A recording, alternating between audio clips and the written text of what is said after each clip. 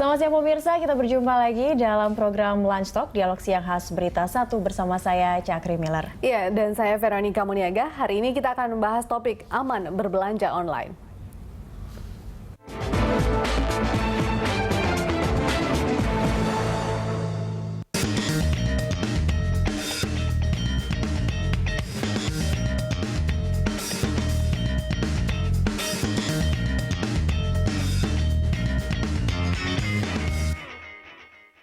Mataharimall.com punya banyak pilihan. Hari Belanja Online Nasional atau Harbolnas semarak digelar selama 3 hari, yakni mulai 10 hingga 12 Desember 2015. Dengan digelar selama 3 hari, diharapkan bisa meningkatkan kenyamanan konsumen berbelanja secara online. Selain itu, jumlah peserta yang berpartisipasi dalam Harbolnas 2015 juga lebih banyak, yakni mencapai 140 pelaku industri e-commerce atau hampir 2 kali lipat peserta tahun lalu. Pada Harbolnas diprediksi terjadi peningkatan trafik internet 8 hingga 10 kali lipat. Di luar negeri, kebiasaan perayaan diskon belanja online besar-besaran sudah biasa dikemas dengan sebutan Cyber Monday. Namun berdasarkan online shopping Outlook 2015 yang dikeluarkan oleh BMI Research menunjukkan masih ada beberapa hal yang dikeluhkan konsumen belanja online. Bagi konsumen belanja online, masalah barang yang ditampilkan di situs atau jejaring sosial kadang berbeda saat berada di tangan mereka.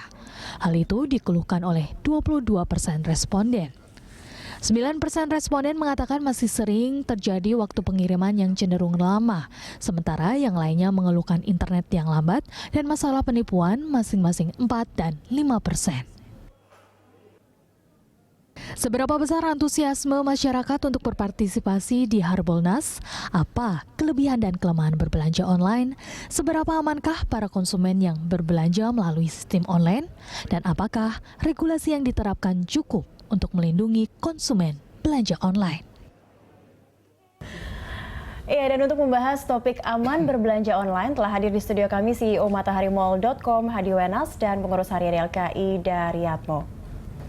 Ya, selamat siang Mas Wenas dan Pak Daryatmo. Ini sebelumnya ke rekan saya dulu, Sis Vero, sudah dapat apa saja nih dari Hari Belanja Online Nasional? Saya kemarin memang ngintip-ngintipnya di Mataharimall.com. Ini bukan promosi loh ya, karena penasaran dengan program deals-nya itu loh. Oke. Yang harganya luar biasa diskonnya. Motor yang 300.000, Iya. ada macam-macam ya, bikin kita benar-benar shock ya melihat juga. itu ya. Betul, 99%. 99%. Nah, ini kita ke Mas Wenas dulu ya. Sebenarnya bisa ada Hari Belanja Online Nasional itu gimana ceritanya tuh Mas? Bisa ada hari belanja diperingati ini. Iya.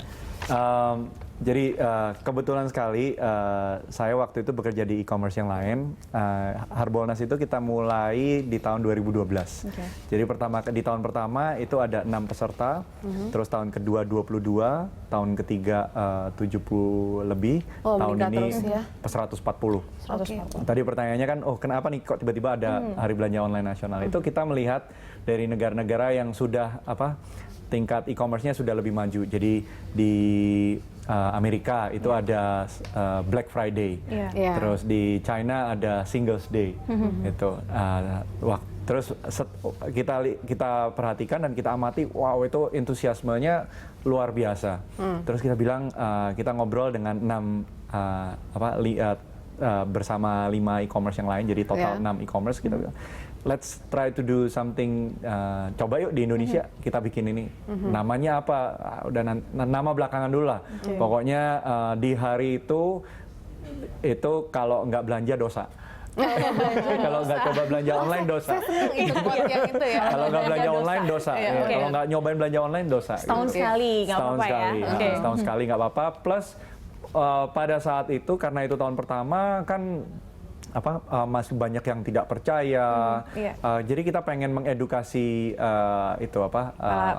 konsumen bahwa belanja di online itu sangat nyaman dan mudah dan aman juga. Gitu. Jadi itulah ternyata waktu pertama kali melonjak berapa kali lipat. Terus tahun depannya, itu lagi makin lama makin besar gitu. 140 e-commerce. Sampai tahun ini 140. Ya? Dulu kalau waktu tahun pertama logonya kelihatan semua, sekarang 140.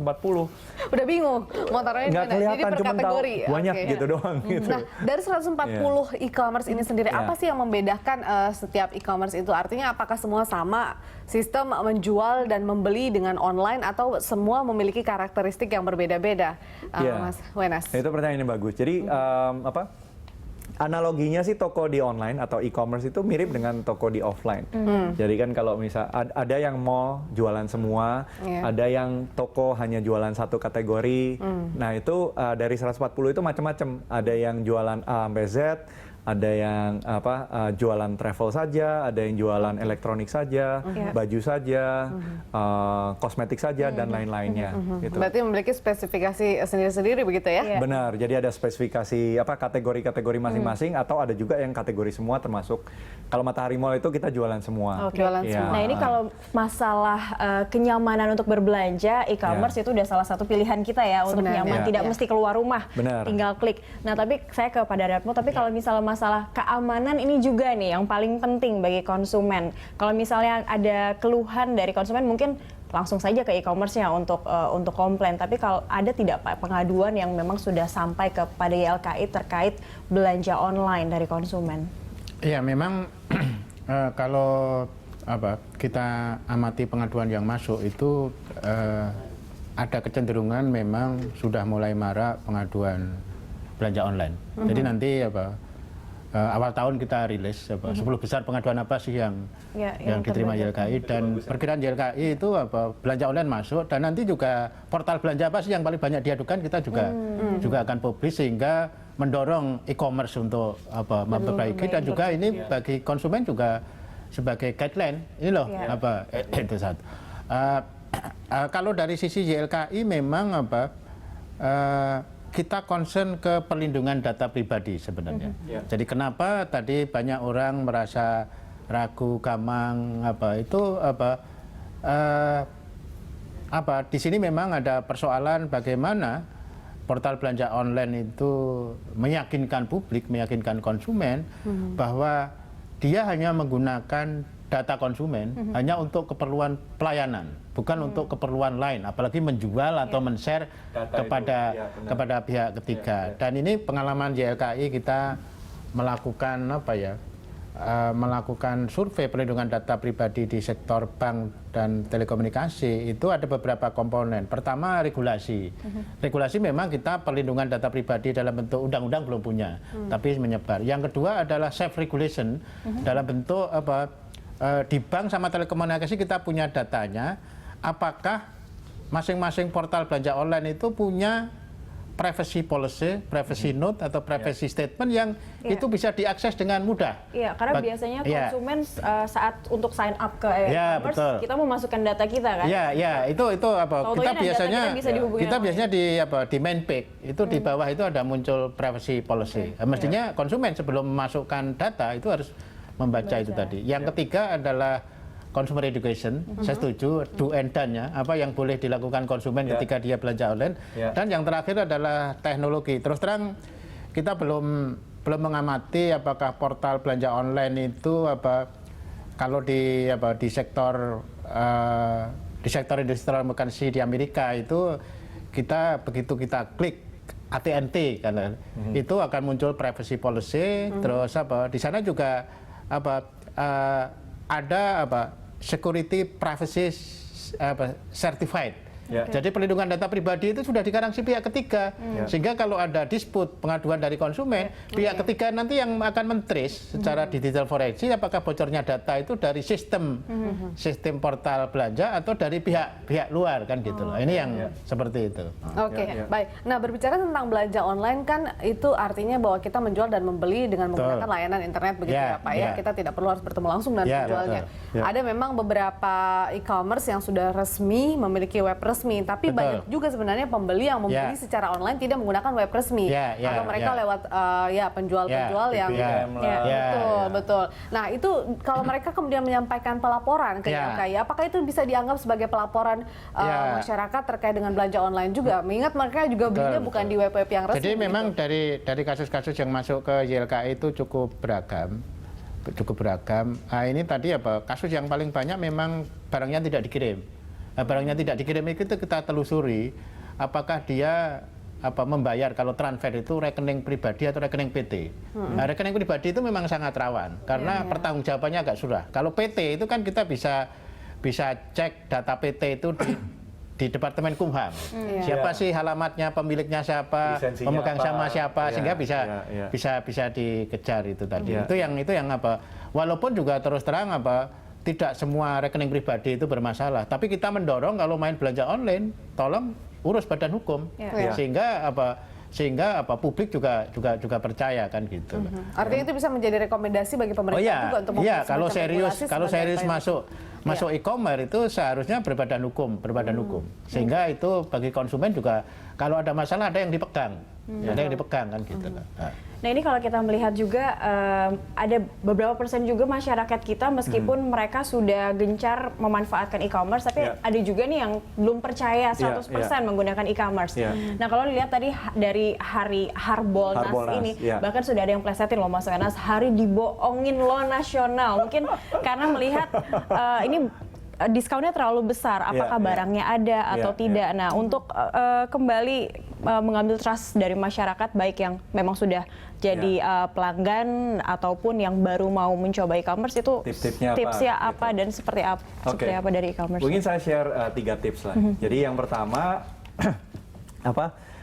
karena baru belum pernah belanja online pertama kali jangan beli barang yang jutaan, beli barang yang murah-murah dulu lah gitu kan. Jadi kalau worst case scenario dibohongin itu sakitnya di sini doang, nggak di sini.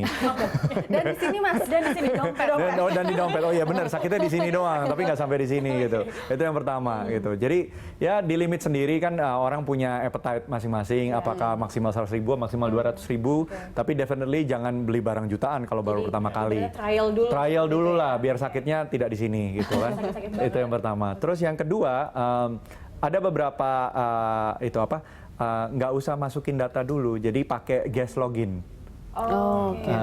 Jadi guest login itu hanya seperlunya saja dan dan tidak dicatat untuk di email lagi atau apa gitu. Jadi hanya untuk transaksi itu gitu. Hanya untuk transaksi itu. Nah, jadi nggak usah login, nggak usah masukin macam-macam, lihat barang apa, pengen, udah pilih guest login, masukin email, keterangan seperlunya, udah bertransaksi. Nah itu yang kedua tipsnya, dan kebetulan ada beberapa e-commerce termasuk Matahari Mall juga support guest login. Nah yang ketiga, pembayaran. Kalau belum pernah belanja online baru pertama kali dan kayaknya deg-degan tidak percaya, itu pilih COD atau O2O aja. Jadi kalau COD itu bisa bayar di tempat, jadi barengan, terima barang, dilihat, kalau mau dibuka silahkan, baru dibayar, langsung ke kurirnya. Kalau nggak percaya sama kurir, hanya di Matahari Mall kita support O2O, online to offline. Jadi belinya online, ngambilnya bisa di Dep Store. Di Dep Store, bayarnya dapat stroke, pakai ke kasir. Jadi seperti belanja offline. Kayak belanja offline biasa. aja, bayar, tapi terus habis itu tinggal diambil, tinggal di pick up. Nah jadi itu tadi beli barang yang murah, guest login, pilih O2O atau COD. Nah setelah berasa barangnya beneran nyampe nih, berikutnya boleh nih upgrade, belanja lagi. Belanja lagi. Pelayanan pertama itu yang penting ya. Yang pertama ya belum percaya dan lain-lain. Sama ini belinya di online yang terpercaya. Kan ini ada YLKI dan lain-lain kan, tadi seperti Bapak Darmoko udah bilang, belinya di perusahaan yang berbadan hukum resmi. Karena kalau misalnya kirim ke personal nggak bisa ditelusuri dan nggak bisa, saya tidak bisa dibantu gitu kan. Jadi banyak hal yang perlu diketahui oleh para konsumen ya. Jangan langsung maunya belanja cepat, tapi tidak tahu hal-hal yang di belakangnya harus mereka ketahui. Makanya saya tunggu yang diskon aja 99%. Oke, baik pemirsa, tetaplah bersama kami. Lansak sudah kembali usai jeda pariwara berikut.